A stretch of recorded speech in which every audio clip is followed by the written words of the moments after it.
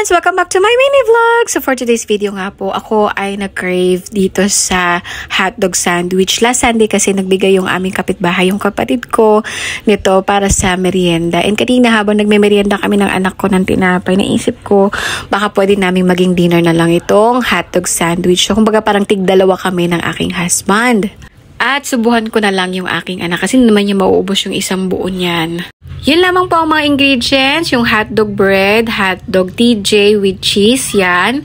Jumbo pala yung nabili ko. Tapos lettuce na halagang 10 piso. Tapos yung cheese na Eden cheese. Tapos mayonnaise at saka yung ketchup po. Yun lang ang mga ingredients and voila, may masarap ka na po talaga na hotdog sandwich. So habang nagluluto ako dito at nagpe-prepare, ay may story lang ako sa inyo. Kanina pala habang nagme-merienda kami, yun na nga naisip ko na ito na lang ang aming hapunan, yung hotdog sandwich. Ngayon, bibili ako ng mga ingredients pa.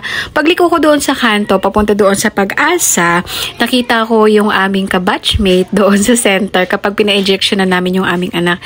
Tapos may mga katabi siya doon, siguro mga kapatid niya yun or mga pinsan. Paglapit namin doon, sabi nung babae, grabe ang pogi naman ni baby. Tapos sabay tingin sa akin, umula ulo hanggang paa. Sabi ko, grabe naman. Parang kulang na lang tanungin, ate, alaga niyo po ba? Pati yung isang lalaki din nakatabi, oo nga ang pogi ni baby. Gusto ko na nga sabihin na, opo, kamukha po ng asawa ko yan. Asawa ko po talaga yung kamukha. Kaya naman kapag kami ay lumalabas talaga, ay nag-aayos ako ng bahagya. Hindi naman ako mukhang scammer.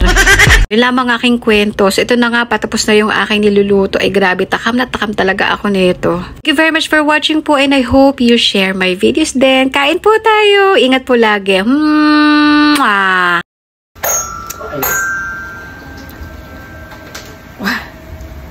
Tikman na natin.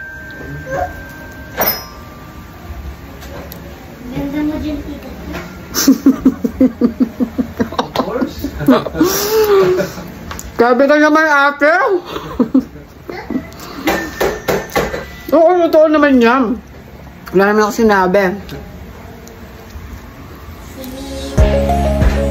Ang